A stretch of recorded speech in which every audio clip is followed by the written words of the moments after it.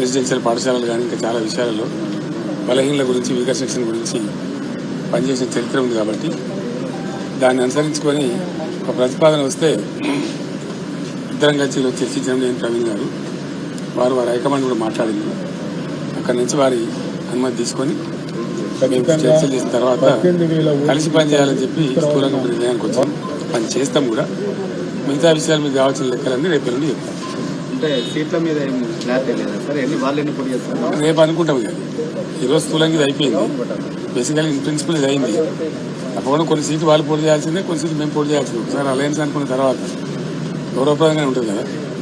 వీళ్ళు తెలియదు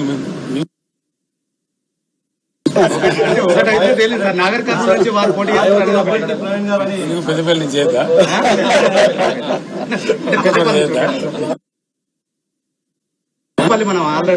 Warangal state president Warangal నుంచి చేద్దా ఇక్కడేం చేయదు. దానికే ఉంటుంది. జనరల్ సీట్లు కూడా చేయొచ్చు. జనరల్ సీట్లు కూడా చేయొచ్చు. మాయావతి గారు నేను ఇంకా తనతో మాట్లాడలేదు. ప్రవీణ్ గారు మాట్లాడి ఓకే చేసుకుని మళ్ళీ నాతో మాట్లాడు. నేను రేపట్ల మాట్లాడతాను. పాత పరిచయం ఇతర పార్టీలు ఏమన్నా కలిసి వచ్చే అవకాశం ఉందా? చూద్దాం ఏం జరుగుతుందో. నేను సస్పెన్స్ ఉంది కదా మనం ఇప్పుడు. Thank you sir. Modi tour పై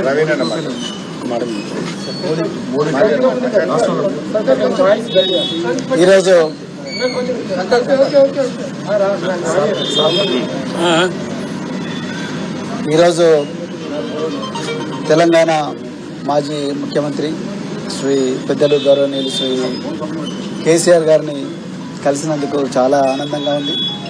మరి ఈ తెలంగాణనే కాదు యావత్ భారతదేశం కూడా ఈరోజు లౌకికత్వం అంటే సెక్యులరిజం, లౌకికత్వం ప్రమాదంలో ఉన్నది. మరి భారతీయ జనతా పార్టీ చాలా పెద్ద ఎత్తున కుట్రలు చేస్తూ ఉన్నది దేశాన్ని చిన్నాభిన్నం చేయడం కోసం. మరి పూర్తిగా రాజ్యాంగాన్ని రద్దు చేయాలనే కుట్ర చేస్తూ ఉన్నారు. సో ఆ పరిస్థితుల్లో మరి సెక్యులర్ పార్టీ అయినా మరి సెక్యులర్ భావాలు కలిగి సెక్యులరిజాన్ని నిరంతరం కాపాడిన మరి భారతీయ రాష్ట్ర సమితి వారు మరి నేను బైంజీ మాయావతి గారి ఆశీస్సులతోని మరి వారిని కూడా కలవడం జరిగింది. సో ఈ తెలంగాణలో ఈ రాజ్యాంగానికి ప్రమాదం ఏదైతుందో, లౌకికత్వానికి ఏదైతే ప్రమాదం ఉందో, ఈ బీజేపీ నుంచి తర్వాత మరి ఈ మధ్యనే కాంగ్రెస్ కూడా మరి బీజేపీ లాగానే మారుతూ ఉన్నది. ఈ రెండు పార్టీల నుంచి ముప్పు నుండి మరి తెలంగాణను కాపాడడం కోసం మరి మేము అంటే బహుజన్ సమాజ్ పార్టీ మరి భారతీయ రాష్ట్ర సమితితో కలిపి మరి పార్లమెంట్ ఎలక్షన్లలో కలిసి పనిచేయాలని ఇప్పుడే మరి పెద్దలు గౌరవనీయులు కేసీఆర్ గారి దగ్గర మరి మాట్లాడడం జరిగింది. మరి తప్పకుండా మరి ఇంతకుముందు మీరు అన్నట్టుగా సీట్ల సర్దుబాటు విషయం ఏదైతే ఉందో, ఈ షీట్ షేరింగ్ విషయం అయితే మళ్ళీ మేము మా అధిష్టానానికి నివేదిస్తాం. అదేవిధంగా మరి మన మాజీ ముఖ్యమంత్రి గారు తప్పకుండా బైంజీ గారితో కూడా మాట్లాడతారు. సో దాని తర్వాత మరి ఇరు పార్టీలు ఒక నిర్ణయానికి వచ్చి తర్వాత తప్పకుండా తెలంగాణలో ఈ స్నేహం అనేది తప్పకుండా తెలంగాణ ప్రజల జీవితాలను మారుస్తుంది. తెలంగాణ ప్రజల విలువలను ఏదైతే గంగా జమున తహజీబ్ అని అంటున్నామో ఆ విలువలను, ఆ సంస్కృతిని తప్పకుండా కాపాడుతుంది. బహుజన వర్గాలందరి జీవితాలు బాగుపడతాయి. ఇలా నిరుద్యోగులు సంతోషంగా లేరు.